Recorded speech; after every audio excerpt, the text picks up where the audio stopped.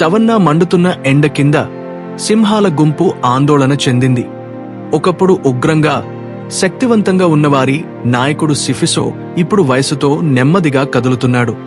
కాని చిన్న జూరీ యొక్క అగ్నిమయ గర్జన పొడిబారిన నేలను కంపింపజేసింది. మనం దూరంగా లోతుగా వేటాడాలి అని జూరీ గర్జించాడు.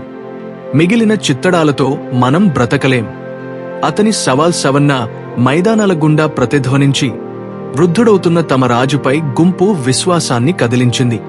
కాని సిఫిసో కలతతో ఉన్నప్పటికీ ప్రశాంతంగా పెద్ద వయస్కురాలైన సింహి జహారాను వెతికాడు.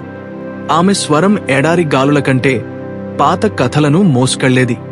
అలాగే ఒక మరచిపోయిన గాథ, ఒక రహస్య ఓయాసిస్ గురించి, దాన్ని ఒక పురాణ సర్పం కాపాడుతోందన్నది.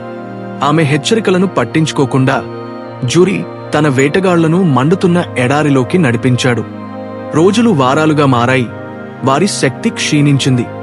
ఈలోగా జహారా నిదానమైన గుసగుసలతో మార్గనిర్దేశనం పొందిన సిఫిసో వేరే దారిని అనుసరించాడు.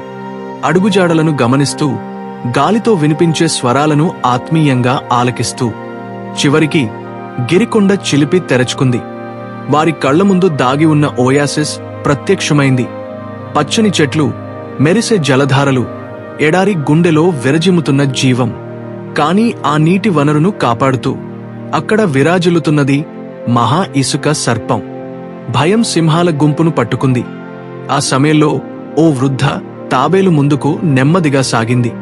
సర్పం కాపాడుతుంది, కాని గౌరవాన్ని గౌరవిస్తుంది. బెదిరింపు కాదు, కానుకను సమర్పించండి, అప్పుడు మీరు నీరు త్రాగవచ్చు. జహారా మాటలు సిఫిసోకు గుర్తొచ్చాయి.